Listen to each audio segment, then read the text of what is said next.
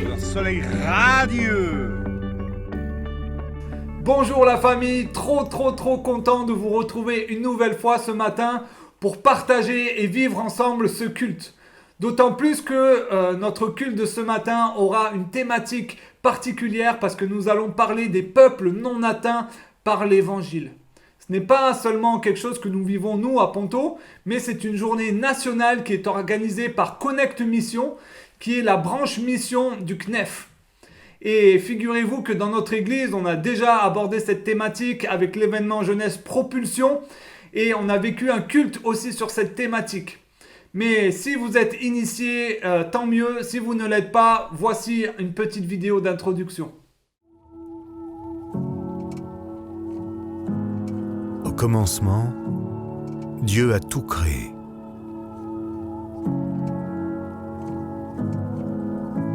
Il a créé notre monde et toutes les merveilles qu'il contient. De la plus infime à la plus immense. Il a tout créé. Et il nous a créés nous, chacun de nous, avec nos personnalités, nos caractères, nos différences, nos dons, nos qualités. Et puisque c'est lui qui nous a créés, Dieu nous connaît. Mieux que personne. Dans nos moindres détails, nos moindres secrets. Mais au final, tout ça pourquoi? Dans quel but? Son projet, c'est l'histoire que nous raconte la Bible. Le grand projet d'un Dieu parfait, rempli d'amour pour nous. Un Dieu prêt à faire le plus grand des sacrifices pour nous ramener à lui. Un projet dans lequel il nous appelle à notre tour à le connaître, mais aussi à le faire connaître pour l'adorer. Mais ça, tu le sais probablement déjà. Plus ou moins en tout cas. Parce que là où tu vis, tu as déjà eu l'occasion d'entendre l'histoire d'un certain Jésus, Fils de Dieu, né il y a plus de 2000 ans pour te sauver. Et si ce n'est pas le cas, il y a certainement quelqu'un près de toi qui est en mesure de te la raconter. Pas vrai? Ça paraît logique, non? Et pourtant, tout le monde n'a pas cette chance. 40% de la population mondiale naît, grandit, apprend, travaille, rigole, pleure et meurt sans entendre parler de Jésus. Parfois, sans n'avoir jamais entendu une seule fois son nom. Parce qu'ils s'en fichent? Non. Mais parce que personne n'est là pour leur en parler. Ce sont les peuples non atteints, chez qui on ne trouve parfois ni Bible, ni chrétiens, ni Église. Il existe 17 000 peuples dans le monde qui partagent une langue, une culture et une histoire commune. 7 000 d'entre eux sont encore considérés comme non atteints. Ces 3,5 milliards de personnes ne savent pas qu'un jour, Dieu s'est fait homme, tout comme eux, pour leur apprendre à se rapprocher de lui. Et pour les sauver, eux aussi. Ils ne le sauront jamais, à moins que quelqu'un ne parte leur raconter. Mais pourtant, les églises du monde entier envoient déjà des milliers de missionnaires chaque année. Oui, c'est vrai, ils sont environ 400 000 à servir Dieu à travers le monde. Alors pourquoi près de la moitié du globe n'a toujours pas accès à l'évangile? C'est simple. Seulement 3% de ces 400 000 missionnaires travaillent auprès de ces peuples non atteints. Pour être plus clair, en moyenne, on en trouve un seul pour 250 000 personnes qui n'ont pas la possibilité de connaître Jésus. Ce n'est pas assez, n'est-ce pas?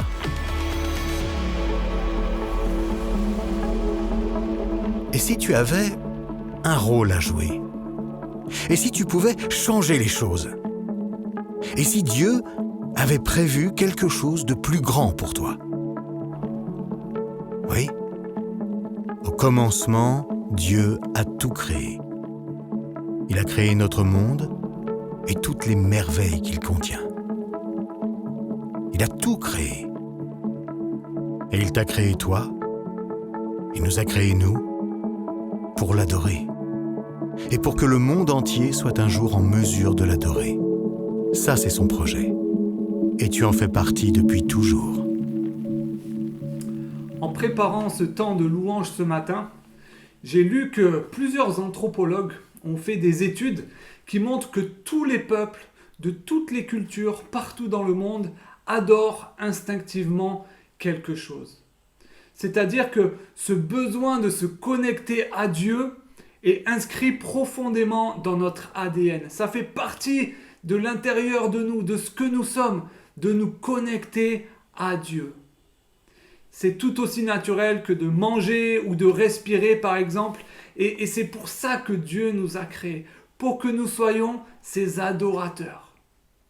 Et j'aime beaucoup ce texte dans le psaume 22, à partir du verset 28 jusqu'au verset 30, qui nous rappelle cette promesse.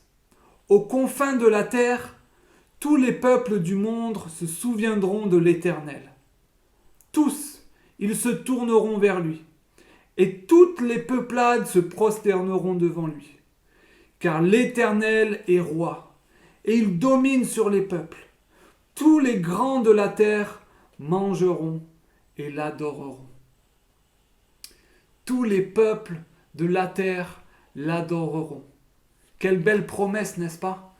Et c'est ce que j'aimerais vous inviter à faire, peuple de Ponto et tous qui nous regardent, qui ne sont pas de Ponto, chantez avec nous et on va louer notre Dieu qui est le roi de la terre entière. On va chanter.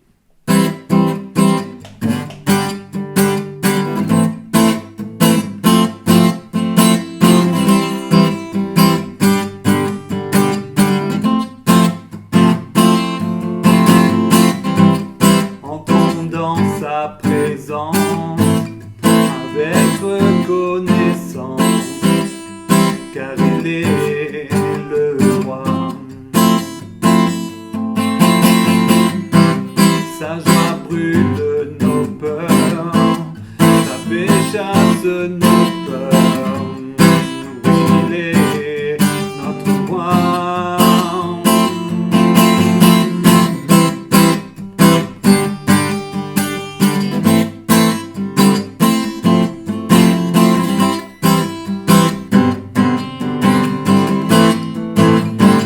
Chantez avec moi.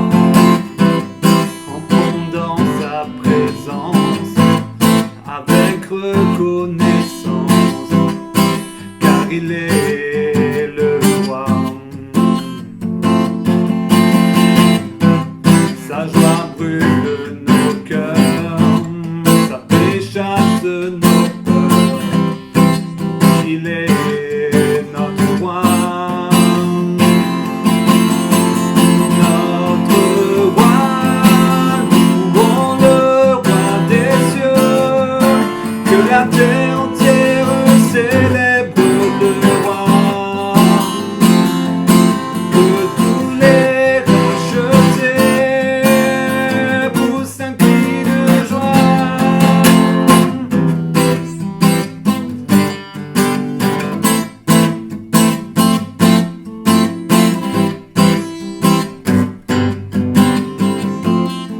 Venons danser parvis,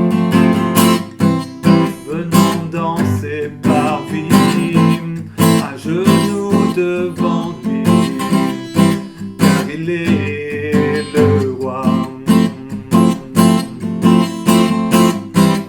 Par sa divine grâce, nous contemplons sa face. Oui, il est notre roi. Notre roi, louons le roi des cieux, que la terre entière célèbre le roi, que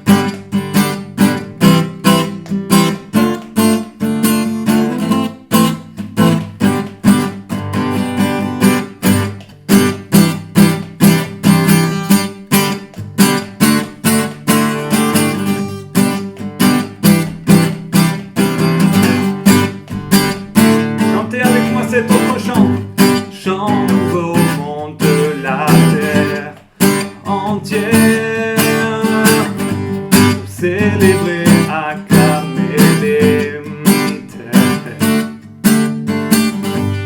Tous les peuples et les nations entonnent un hymne à la gloire du Christ. L'Éternel est bon, fait de grandes choses. L'Éternel est bon, oui nous le chantons. Son nom est le grand je suis, celui qui console et guérit. Nul ne peut se comparer à lui. Tout pouvoir lui est donné, il règne pour l'éternité.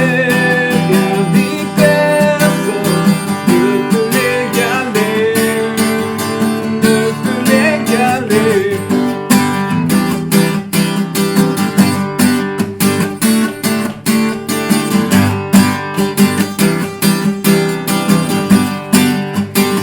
Une nouvelle fois on chante ensemble, chant nouveau monde de la terre entière, célébrer, acclamer tous les peuples et les nations entonnent un hymne à la gloire du Fils.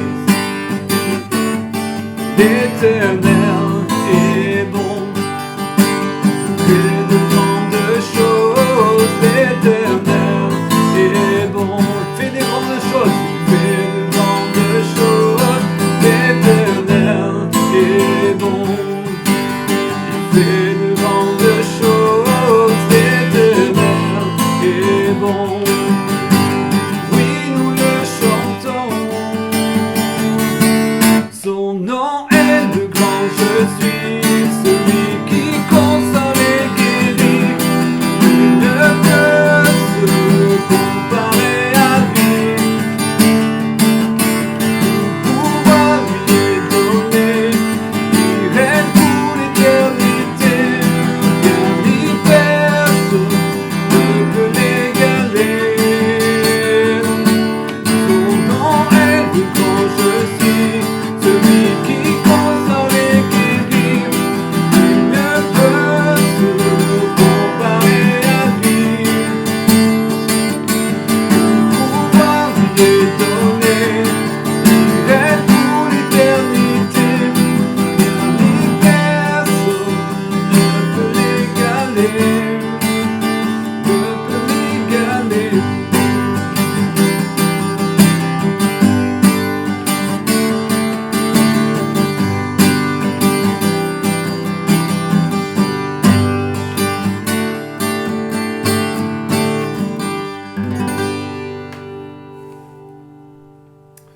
Notre Dieu, quelle grâce de te connaître. Tu nous as créés pour t'adorer, Seigneur. Et nous voulons faire cela chaque jour de notre vie, non seulement avec des chants, mais avec ce que nous sommes, avec nos décisions, avec notre vie, Seigneur, avec notre attitude, avec notre témoignage. Nous voulons t'adorer, Seigneur, être dignes de ce que tu as voulu pour nous, Seigneur, être des adorateurs en esprit et en vérité, Seigneur. Sois adoré, loué, glorifié, Seigneur. Nous voulons te donner toute la gloire. Nous nous réjouissons de saisir cette promesse que nous avons lue dans les psaumes, qu'un jour, tous les peuples se tourneront vers toi et t'adoreront, Seigneur. Oh, quelle grâce de lire cela, Seigneur. Et ça réjouit nos cœurs. Sois honoré, glorifié, mon Dieu. Amen. Bonjour les enfants. La semaine dernière, nous avons eu des nouvelles de Rose-Laure grâce à Charlène qui nous a parlé de la générosité. D'ailleurs, en parlant de Rose-Laure, les enfants, est-ce que vous vous souvenez dans quel pays est-ce qu'elle vit ? Eh oui, c'est ça, c'est Haïti. C'est un petit pays qui est situé dans la mer des Antilles et qui fait 27 750 km². Petit, moi je trouve ça plutôt énorme. Hein. Ça a l'air grand quand on le dit comme ça, mais c'est environ 23 fois plus petit que la France, si tu veux mieux t'en rendre compte. Regarde, je vais te montrer sur la carte. Si on s'éloigne, on voit que par rapport aux autres pays, Haïti n'est pas si grand. Waouh! j'avoue, c'est impressionnant. On a l'habitude de regarder la France ou des pays desquels nous sommes originaires, mais en réalité, quand on regarde, il y a tellement de pays dans le monde. Et tu sais quoi? Ce qui est encore plus impressionnant, c'est que un peu partout dans le monde, il y a des gens qui reconnaissent Jésus comme leur sauveur et leur Seigneur. Et donc en fait, avec eux, on forme une grande famille, même si on ne se connaît pas. Moi, les enfants, ce que je trouve encore plus incroyable, c'est que Dieu s'intéresse à nous qui sommes ici en France, mais qu'il s'intéresse aussi à des gens comme Rose-Laure qui habitent un pays plus petit que le nôtre. Et tu sais quoi? En y réfléchissant, je me dis que même nous, il y a des pays qu'on ne connaît pas, mais Dieu, il les a créés et il s'y intéresse. C'est incroyable. Cette semaine, j'ai regardé une émission qui pourrait vous intéresser, qui pourrait t'intéresser, Émilie. Ça parle de personnes qui n'ont pas entendu parler de Jésus. Alors regardez et retenez bien les informations.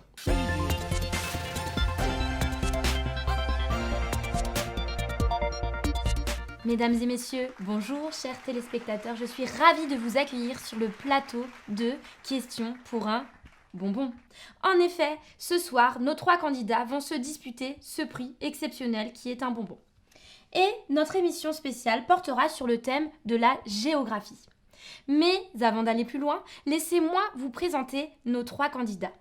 Tout d'abord, Jean-Édouard reste sur le côté, spécialiste de géographie. Ensuite, la seule femme du groupe, Jalucine, étudiante en faits extraordinaires. Et enfin, permettez-moi de vous présenter l'aîné du groupe, Jean, Tanrien, qui est passionné par les activités non bruyantes comme le vélo ou la lecture. Première question. Citez les continents du monde. Oui, Jean-Édouard ? Facile. L'Afrique, l'Amérique, l'Asie, l'Europe, l'Océanie. Et n'oublions pas l'Antarctique. Bravo! Deuxième question. Combien y a-t-il de pays dans le monde? Lucine. 194. Excellent! Question 3. Quel est le pays le plus grand du monde? Jean? La Russie! Bravo, excellent! Question 4.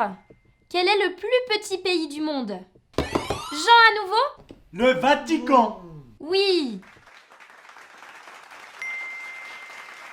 Continuons avec la 5e question.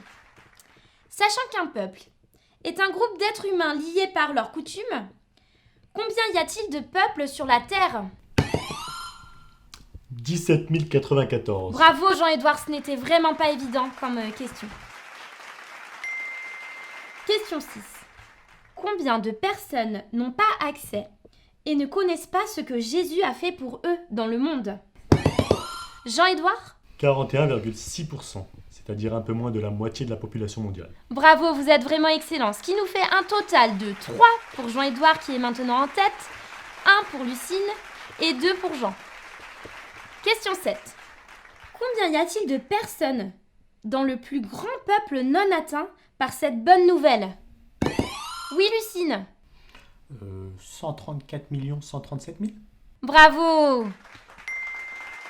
Question 8. Parlons désormais des enfants.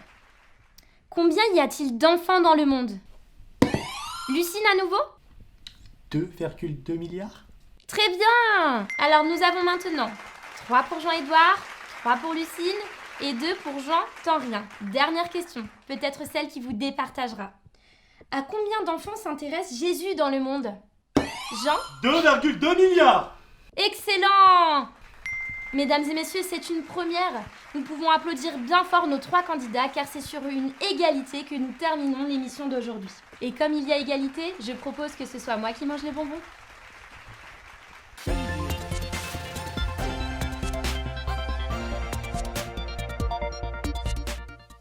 Bon, les candidats étaient un peu loufoques, mais quand même, je ne me rendais pas du tout compte de combien de personnes n'ont pas accès au message de Jésus. As-tu retenu leur nombre? Oui, 41,6% de la population mondiale, ce qui représente un peu moins de la moitié. C'est énorme. Heureusement qu'on sait que Dieu aime et s'intéresse à chacun d'entre eux. Le psaume 139, versets 1 à 3 et 13, nous rappelle que c'est Dieu qui a créé chacun et qu'il le connaît mieux que personne. Éternel, tu me sondes et tu me connais. Toi, tu sais quand je m'assieds et quand je me lève. De loin, tu discernes tout ce que je pense.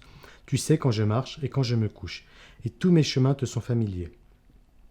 Tu m'as fait ce que je suis, et tu m'as tissé dans le ventre de ma mère. Jésus lui-même nous dit dans la Bible qu'il connaît le nombre de nos cheveux. Et justement, nous avons commencé la semaine dernière une série qui parle des enfants et des adolescents de la Bible. Et nous pouvons voir au travers de leur histoire que Dieu s'intéresse à eux et qu'il a de l'amour pour eux, comme pour chacun des enfants sur la terre. Malheureusement, aujourd'hui, un grand nombre de personnes n'ont pas accès à la bonne nouvelle et à l'amour de Dieu. Nous devons prier et agir afin que cette situation puisse changer. Je vous propose d'aller découvrir l'histoire vraie d'un enfant du Burkina Faso dans les activités pour vous rappeler combien Dieu peut utiliser les enfants pour sa mission, les aime et s'intéresse à eux. Nous vous laissons aller découvrir les activités de notre équipe afin de mieux réaliser ce qu'on vient de voir. À bientôt.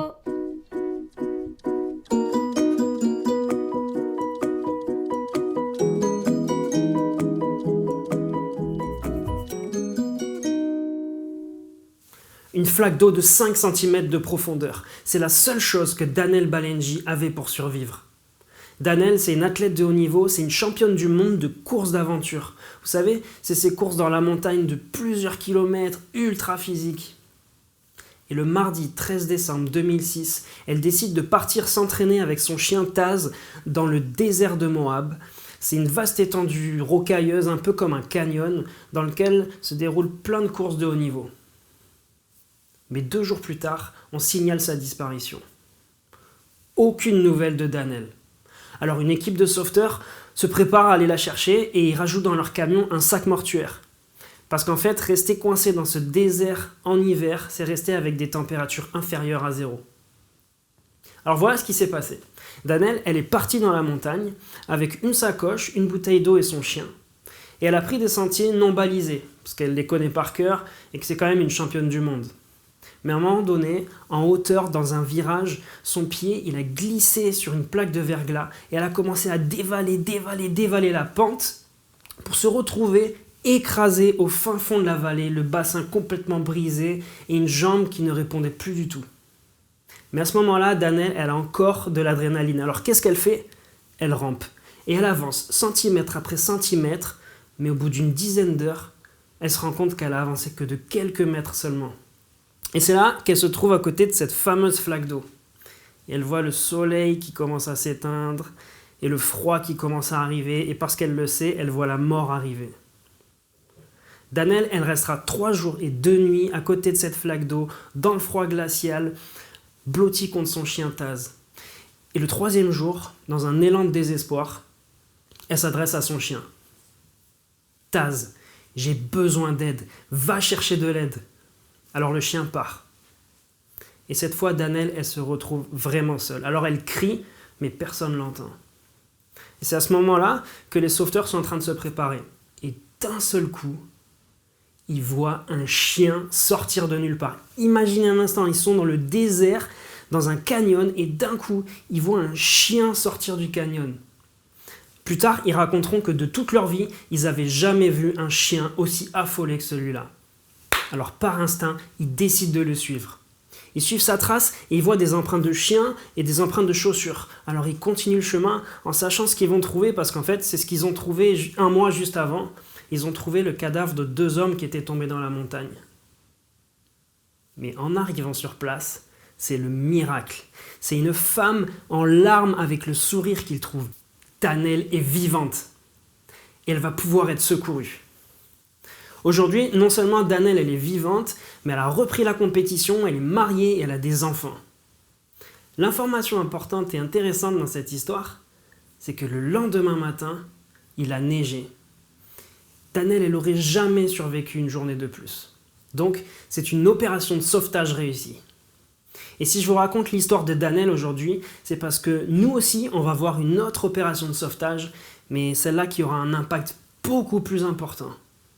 Cette opération de sauvetage, on peut la lire dans la Bible, dans le livre des Actes, au chapitre 16. Alors, je vous invite à prendre vos Bibles et on va lire des versets 6 à 12. Alors, on est dans le 2e voyage missionnaire de Paul et des versets 1 à 5, en fait, il part d'Antioche il arrive à Derbé puis à Lystre. Là, il trouve un gars qui s'appelle Timothée et il l'embarque et tous les deux, ils vont sillonner les villes et fortifier les frères et sœurs des églises.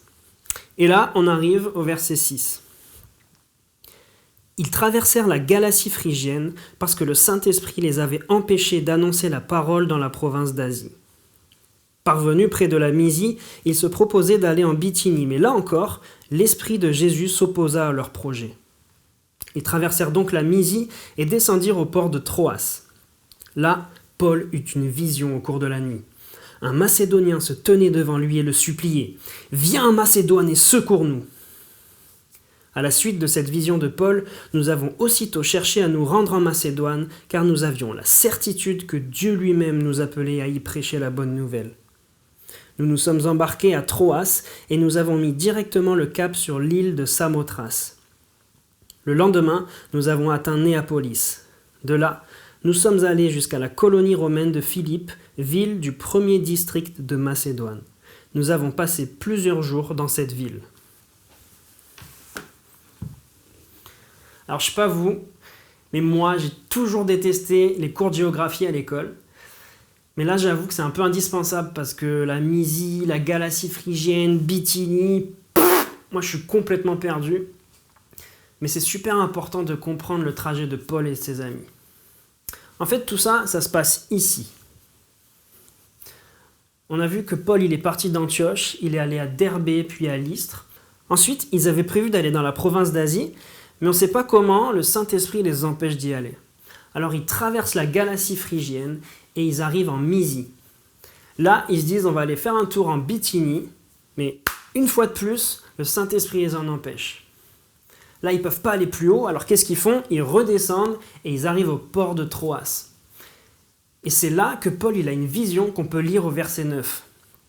Un Macédonien se tenait devant lui et le suppliait « Viens en Macédoine et secours-nous » Ok. Alors, la Macédoine, c'est cette partie verte. Ça tombe bien, ils sont juste en face, au port de Troas. Alors, ce qu'ils font, c'est qu'on lit au verset 10 qu'ils partent aussitôt, et en 3 étapes, ils arrivent à la ville de Philippe. Et j'espère que c'est un peu plus clair pour vous dans votre tête maintenant. Viens en Macédoine et secours-nous. Donc ça, c'est le point de départ du changement de cap de Paul. Apparemment, il y a un gars en Macédoine qui a besoin d'être secouru. Mais Paul, il n'est pas pompier, il n'est pas médecin, il n'est pas urgentiste. Vous savez quoi? Il fabrique des tentes. Et en ce moment, il est en voyage pour partager l'évangile. Ça veut dire qu'il y a un gars en Macédoine qui a un besoin vital d'entendre l'évangile pour être secouru. Bon, après tout, c'est assez logique parce que l'évangile, c'est quoi? C'est l'opération de sauvetage que Dieu a mis en place pour sauver l'humanité. Donc on a un Macédonien qui appelle à l'aide, qui appelle au secours. Maintenant, qu'est-ce qui se passe quand on ne vient pas au secours de quelqu'un qui appelle à l'aide? C'est simple, la situation dans laquelle cette personne se trouve se dégrade, elle empire, et quand c'est une question de vie ou de mort, elle empire jusqu'à la mort. Rappelez-vous d'Anel, notre athlète dans la montagne. Elle ne serait jamais en vie si une équipe n'était pas venue à son secours. En fait, imaginez même si cette équipe avait la localisation précise avec un GPS d'où elle se trouvait, il fallait qu'elle se déplace pour la mettre dans un brancard, pour l'emmener en hélicoptère dans un hôpital. Ça ne suffisait pas de savoir où elle était. Donc Paul, en fait, il agit comme nos sauveteurs. Il a la localité, la Macédoine, il a entendu l'appel à l'aide dans sa vision, mais ça ne suffit pas de le savoir. Il doit tout faire pour se rendre en Macédoine. Mais à Philadelphie, à Éphèse, à Laodicée, à Sardes, eux aussi ils ont besoin d'entendre l'évangile. Paul, il aurait très bien pu interpréter cette vision comme un appel au secours de l'humanité dans son ensemble, et il aurait pu se dire « Ok, on va aller dans la province d'Asie comme on avait prévu, et puis d'accord, après on ira en Macédoine, mais on va faire les choses dans l'ordre, quoi, chacun son tour. » Mais c'est pas ce qu'il fait. Alors pourquoi est-ce que Paul, il abandonne tout son plan de départ pour s'empresser de traverser la mer et d'aller en Macédoine? Je pense que la première chose, c'est que Dieu leur a bloqué toutes les routes pour qu'ils aient qu'une seule possibilité, aller à Troas. Et Paul, il a dû se dire, ça ne doit pas être un hasard, et c'est pas la première fois que Dieu lui montre le chemin. Mais ça suffit pas. Il y a une autre raison beaucoup plus importante pour laquelle Paul s'empresse de traverser la mer. Et cette raison, elle n'a rien à voir avec le hasard. Paul, il connaît le projet de Dieu. Et il prend sa décision en fonction de ce projet. C'est le projet de Dieu. En Asie mineure, ici, le message il a déjà commencé à être prêché. En fait, c'est un peu comme si une opération de sauvetage avait déjà démarré. Et le message il pourra se répandre. Mais pour Paul, passer de l'autre côté de la mer, c'est aller en Europe. Alors là, vous allez me dire, et alors ? Et alors, en fait, ça change tout. Parce que rappelez-vous, Paul, il connaît par cœur l'Ancien Testament, et du coup, il connaît par cœur cette prophétie d'Ésaïe. Voici, je vais venir rassembler toutes les nations et des gens de toutes langues. Ils viendront et verront ma gloire. Je placerai un signe au milieu des nations, et j'enverrai certains de leurs rescapés vers les nations, à Tarsis, Poul et Loud, dont les gens bandent l'arc, à Toubal, à Yavan, vers les îles et les régions côtières qui sont au loin, qui n'ont pas encore entendu parler de moi, et qui n'ont pas vu ma gloire. Ils feront connaître ma gloire à ces nations. Donc Paul, il connaît ce passage, et donc son choix, il est vite fait. Il doit aller en Macédoine, parce qu'il connaît le projet de Dieu, et visiblement, le projet de Dieu, c'est que tous les peuples, toutes les nations entendent son message, pour qu'un jour, des membres de chaque peuple puissent lui rendre gloire. Et ça, c'est pas le projet de Paul, hein. C'est pas le résultat d'un zèle particulier de Paul, c'est le projet de Dieu. Donc pour Paul, aller en Macédoine, en fait, c'est comme si c'était proposer l'opération de sauvetage à d'autres peuples. Donc pour Paul, faire passer le message de l'Asie à l'Europe, c'est faire passer le message à des peuples qui sont pour le moment sans accès à l'évangile. Mais attendez, il y a qui en Europe ? Il n'y aurait pas un certain peuple gaulois par hasard ? Et si nous, Français, Gaulois, on était un peuple sans accès à l'évangile ? Donc à la lumière de ces passages, il semblerait que le projet de Dieu, finalement, ça ne soit pas simplement de sauver le plus de personnes, mais que ça soit de s'assurer que des membres de chaque peuple de la planète puissent un jour le rencontrer. Et ça, ce projet, il est confirmé dans ce verset d'Apocalypse. Après cela, je vis une foule immense, que nul ne pouvait dénombrer. C'étaient des gens de toute nation, de toute tribu, de tout peuple, de toute langue. Toutes. Là, on a une certitude et c'est écrit, c'est qu'à la fin, il y aura des membres de chaque peuple. C'est pas écrit qu'il y aura des membres du maximum de peuples, c'est écrit qu'il y aura des membres de chaque peuple. Et il y a un auteur chrétien, John Piper, qui a une image pour ça. Vous êtes en pleine mer, au large, et vous avez 2 énormes paquebots qui sont en train de couler. Et vous avez été missionné pour leur porter secours. Alors vous y allez avec votre équipe, et vous arrivez au niveau du premier paquebot. Et l'opération de sauvetage démarre. Vous sauvez des enfants, vous sauvez des femmes, vous sauvez des hommes. Mais pendant ce temps, il y a le 2e paquebot qui continue à couler et quelqu'un vous appelle. « Hé, venez nous sauver nous aussi !» Alors qu'est-ce que vous faites ? Même si ça vous arrache le cœur, vous décidez de ne pas attendre d'avoir sauvé la totalité du premier paquebot. Vous prenez quelques hommes et vous foncez au 2e paquebot. Qu'est-ce que vous avez fait ? Vous avez réduit le nombre de chances de sauver la totalité du premier bateau. Par contre, vous avez permis au second bateau d'avoir autant de chances d'être secouru que le premier. Voilà ce que c'est le projet de Dieu. C'est pas simplement de sauver le plus de personnes, mais c'est de sauver le plus de personnes parmi tous les peuples et en même temps. Et heureusement pour nous que c'est ça le projet de Dieu. Parce que je pense que je ne vais pas vous apprendre quelque chose, mais Jésus n'était pas français. Et heureusement que le plan de sauvetage qu'il a mis en place pour l'humanité, il ne l'a pas fait que pour son peuple, parce que sinon on ne serait pas là aujourd'hui. Jésus, il a entendu notre cri, comme le chien de Daniel qui sort de la montagne, il a entendu notre appel au secours. Il est parti loin de chez lui pour venir nous rencontrer et pour venir nous secourir. C'est ça qu'il a fait à la croix. Il a dû souffrir, mourir et il est ressuscité pour nous réconcilier avec Dieu. En fait, on était un peuple sans accès à Dieu et grâce à son sacrifice, il nous a rendu cet accès. Quel voyage il a dû faire pour venir nous secourir. Et ça, il l'a fait pour tous les peuples, il n'a pas fait que pour son peuple. Et avant de partir, il nous a demandé de reproduire le schéma. D'ailleurs, il a même dit qu'il reviendrait que quand ça serait fini. Regardez. Cette bonne nouvelle du règne de Dieu sera proclamée dans le monde entier pour que tous les peuples en entendent le témoignage. Alors seulement viendra la fin. Alors seulement viendra la fin. Et c'est là qu'on a un problème. Parce qu'aujourd'hui, 40% de la planète sont des Macédoniens. Aujourd'hui, 40% de la planète sont des peuples sans accès à l'évangile. Aujourd'hui, près de 3 milliards de personnes n'ont aucune opération de sauvetage en cours. Alors vous allez me dire que je me trompe. On est en 2020, c'est la mondialisation, c'est des échanges internationaux dans tous les sens, on a fait le tour de la planète plusieurs fois, c'est impossible que le message ne soit pas arrivé partout. On est même allé sur la Lune. Et pourtant, c'est pas si simple. Vous savez, avec ma femme Élise, on a vraiment à cœur d'être des témoins devant notre porte, pour notre famille, nos amis, nos voisins. Et je suis sûr que pour beaucoup d'entre vous, c'est la même chose. Et grâce à ça, le peuple français est plus un peuple sans accès à l'évangile. En fait, grâce à ça, le peuple français, il est sur le premier paquebot pour lequel l'opération de sauvetage a démarré.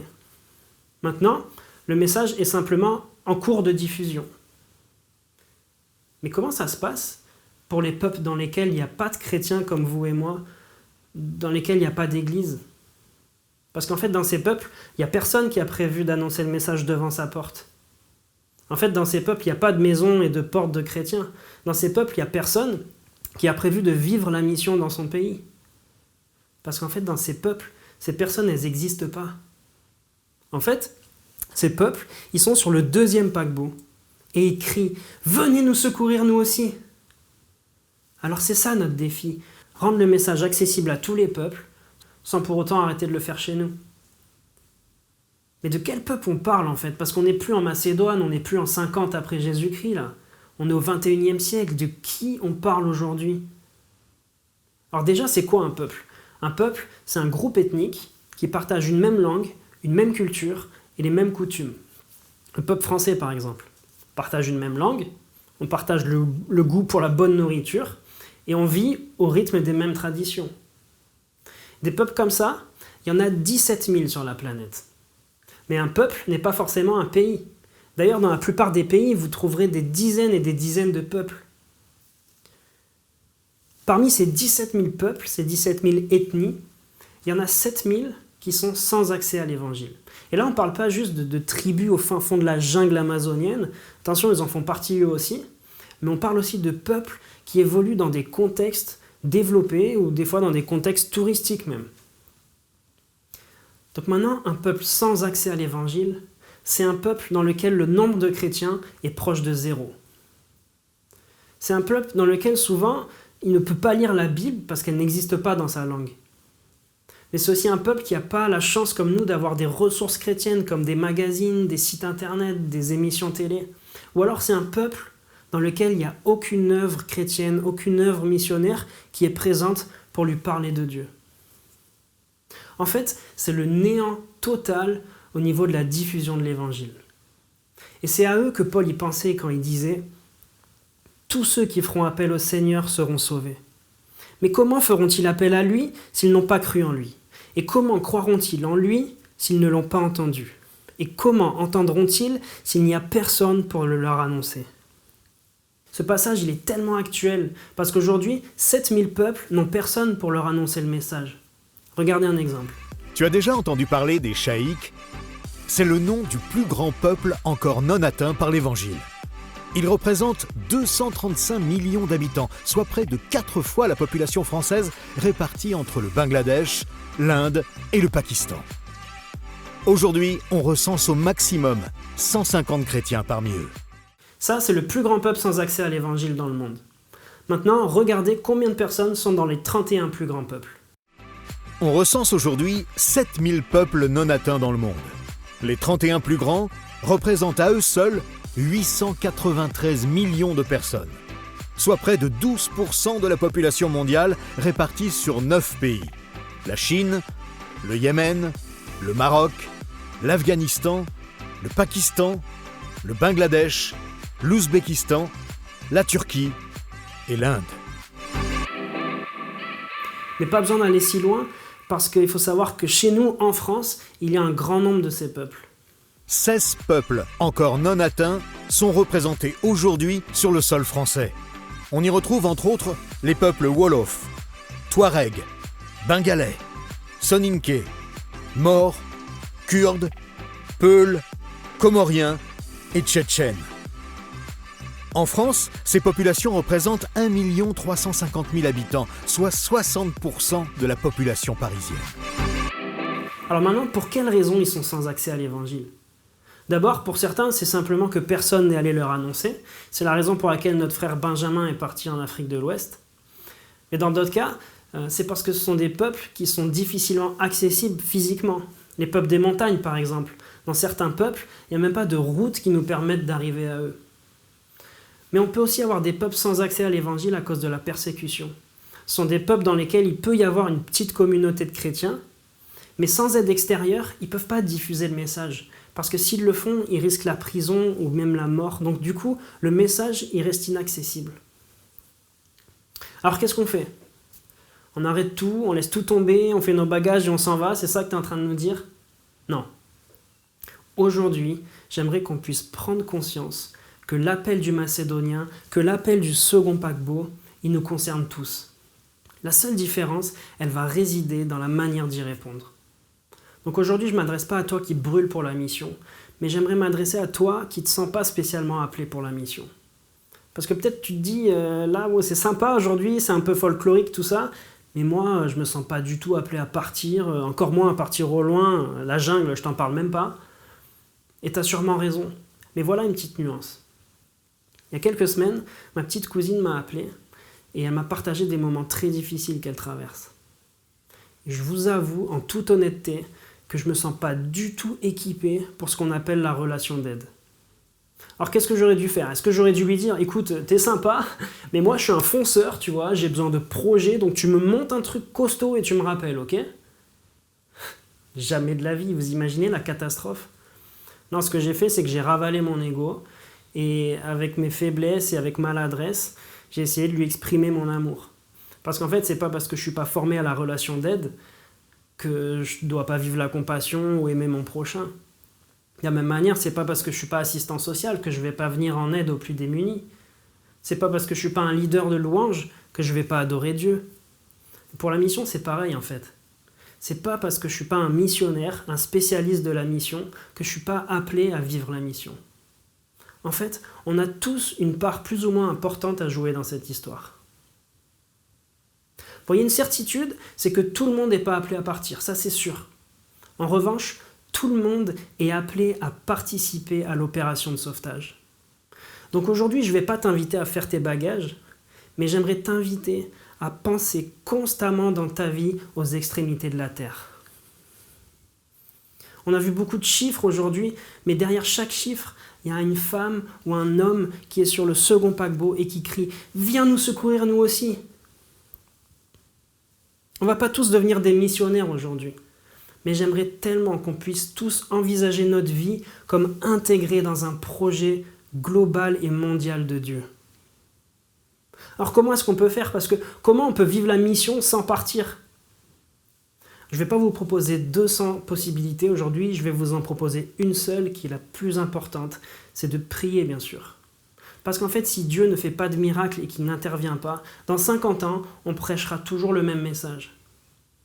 Alors comment est-ce qu'on peut prier ? Est-ce qu'il faut que je le fasse avant le repas, pour ne pas oublier, entre mon steak haché et mes haricots verts ? Je ne suis pas sûr. Aujourd'hui, j'aimerais vous proposer d'adopter un peuple sans accès à l'évangile. Quand on adopte un enfant, on pense à lui, on prie pour lui, on prend de ses nouvelles avant même qu'il soit arrivé. Pour ça, on vous propose 10 fiches de peuple préparées par Connect Mission. Vous trouverez ces fiches sur le lien qui est dans la description de la vidéo.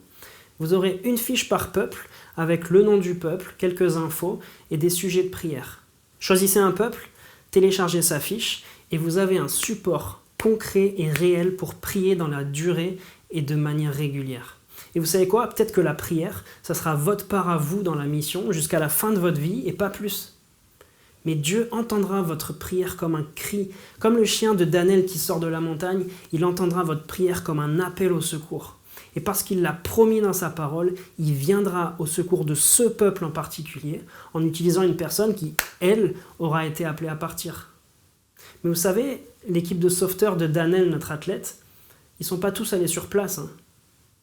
Certains ont juste piloté l'hélicoptère, d'autres lui ont réparé le bassin, d'autres lui ont donné à boire, d'autres peut-être ont juste tenu sa main pendant l'anesthésie. Mais ce qui est sûr, c'est que tous ont participé à lui sauver la vie.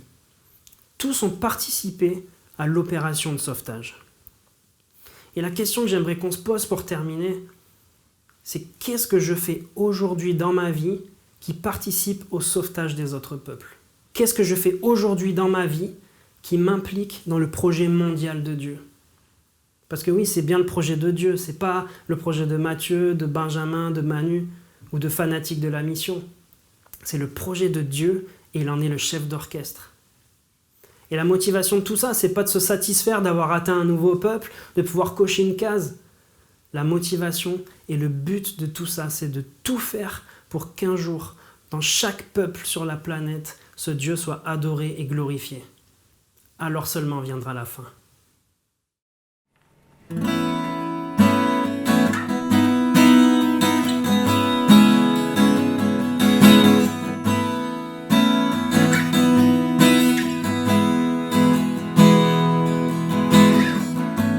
L'immensité de ta grandeur me montre que je ne suis rien.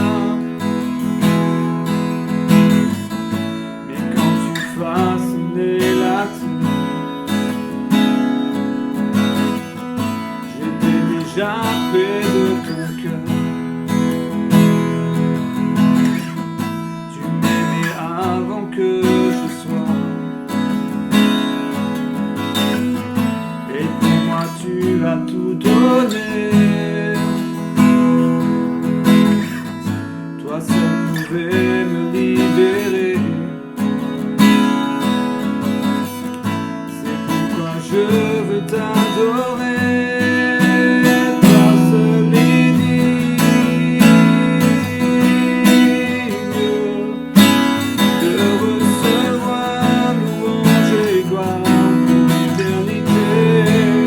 Toi seul est digne de recevoir louange et gloire pour l'éternité. Dans ta présence je me tiens, car tu as ce dont j'ai besoin. La joie, la vie et le bonheur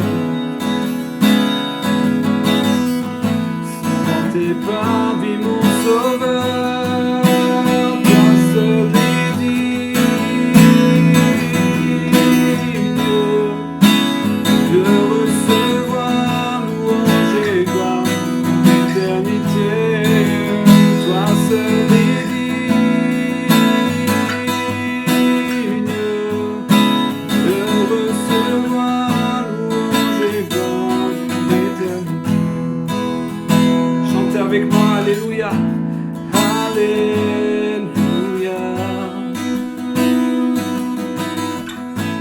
alléluia,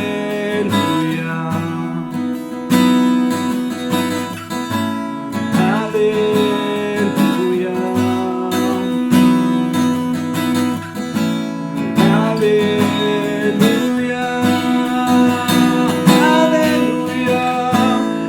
alléluia,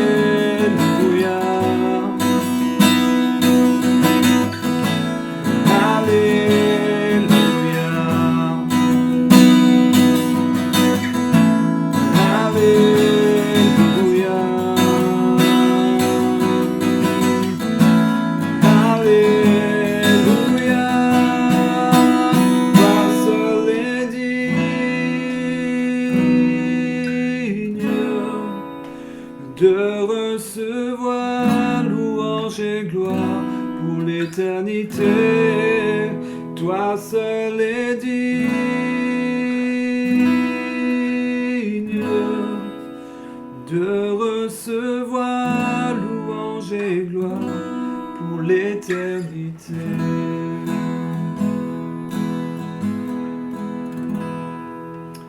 toi seul est digne, notre Dieu, de recevoir toutes nos louanges et nous voulons te glorifier, Seigneur. Amen. Et maintenant, avant de prendre un dernier chant, j'aimerais vous inviter à mettre en pratique ce que Matthieu nous a invités à faire tout à l'heure, à prier pour tous ces peuples qui sont sans accès à l'Évangile. Sur votre écran va s'afficher un descriptif de 3 peuples différents, les uns après les autres, avec des sujets de prière, et je vais vous inviter du coup à prier pour ces peuples. Et on va commencer avec le peuple Chaoui, un peuple qui se trouve dans le nord-est de l'Algérie, dans le nord de l'Afrique, un peuple avec 2 600 000 habitants, une population de 2 600 000 personnes à peu près. Et voici les sujets pour lesquels vous pouvez prier.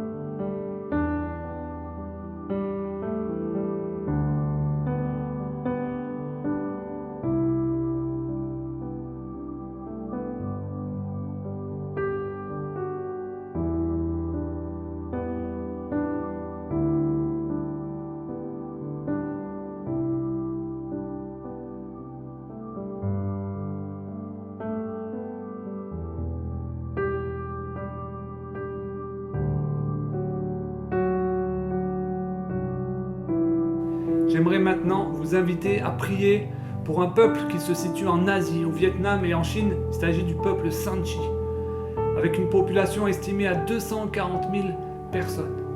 Donc voici quelques sujets de prière pour lesquels je vous invite à prier notre Dieu.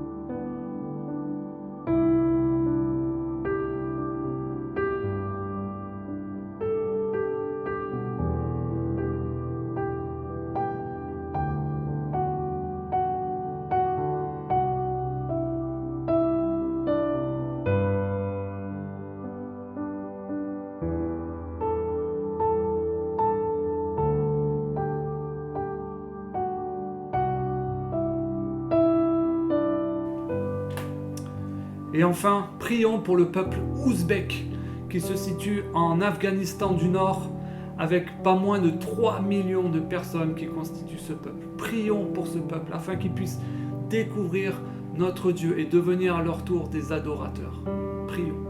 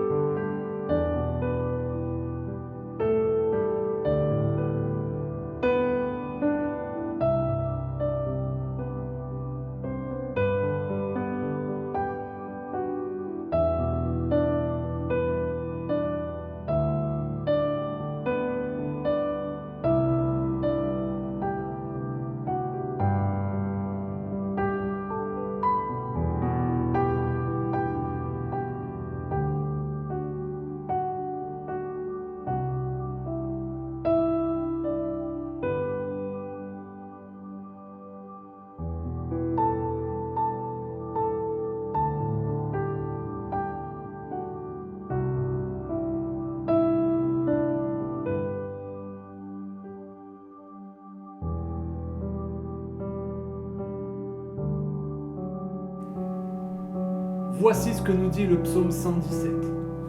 Louez l'Éternel, vous gens de toutes les nations, chantez ses louanges, ô vous tous les peuples, car son amour pour nous est immense, la fidélité de l'Éternel subsiste à jamais. Ce psaume invite tous les peuples, de toutes les nations, de toute la terre à le louer et l'adorer. Et c'est ce que j'aimerais vous inviter à faire avec ce dernier chant, combien Dieu est grand. Chantons combien Dieu est grand. Et si vous le connaissez dans une autre langue, maternelle ou autre, vous pouvez le chanter aussi avec nous, tous ensemble. Chantons.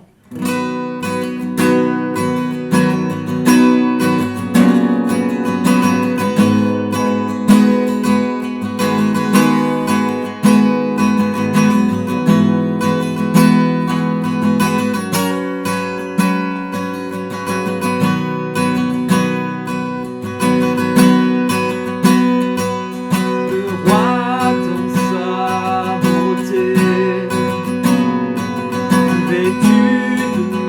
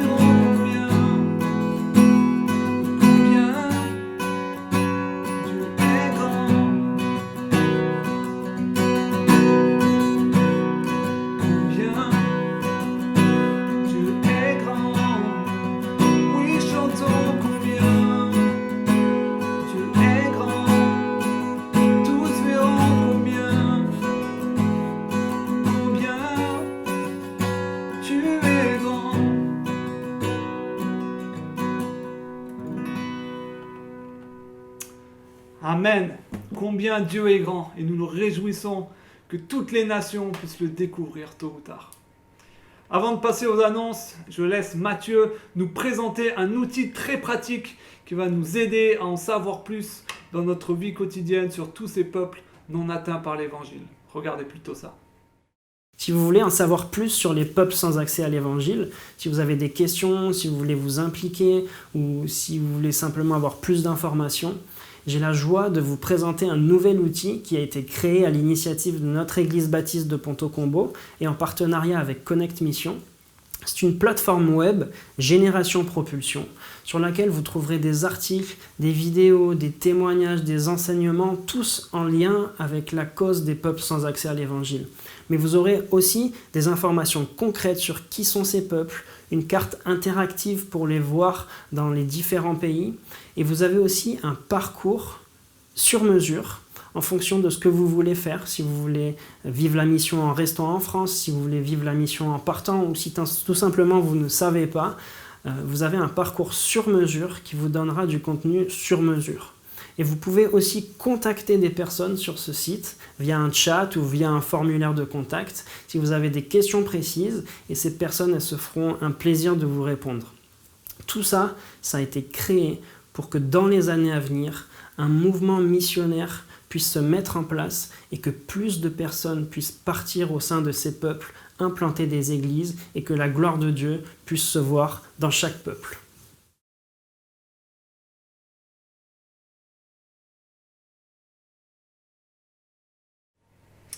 Voici une série d'autres petites annonces qui concernent plus particulièrement notre Église. D'abord, vous dire que la semaine dernière, nous avons eu la tristesse d'apprendre le décès de la maman de Philippe de Ratani, que vous avez sûrement croisé de nombreuses fois dans notre Église. Et nous avons eu les obsèques la semaine dernière. Et nous étions évidemment tous tristes, mais nous nous réjouissons de savoir qu'elle est maintenant auprès de notre Seigneur. Prions pour la famille, que les Seigneurs les consolent et les accompagnent dans ces moments difficiles. Autre annonce, vous avez sans doute entendu dans les médias que le gouvernement a publié un décret qui autorise la réouverture des cultes. Alors pour l'instant, on n'a rien de fixé pour notre Église, mais sachez que notre équipe pastorale ainsi que les anciens et le conseil exécutif se réunit bientôt pour réfléchir à quelles pourraient être les différentes étapes du déconfinement pour notre Église, et vous recevrez des informations très prochainement à travers nos newsletters. En attendant, continuez à profiter des vitamines tous les matins, les méditations faites par nos pasteurs, et aussi à revoir les messages des différents cultes si vous ne les avez pas déjà vus, en allant sur notre chaîne YouTube, et vous pouvez tout voir et même vous abonner pour recevoir des alertes à chaque fois qu'il y a une nouvelle publication. Je vous rappelle également que vous pouvez donner votre don à l'église en faisant une offrande à notre Seigneur en allant sur notre site internet et cliquer sur le bouton faire un don tout en haut à droite, et vous avez la possibilité de faire un virement bancaire ou directement par carte bleue. Voilà, c'est tout les amis. Je me languis tellement de vous revoir, et je vous dis à très bientôt la famille. Salut. C'est bon chérie, c'est fini. Je fais chauffer les merguez.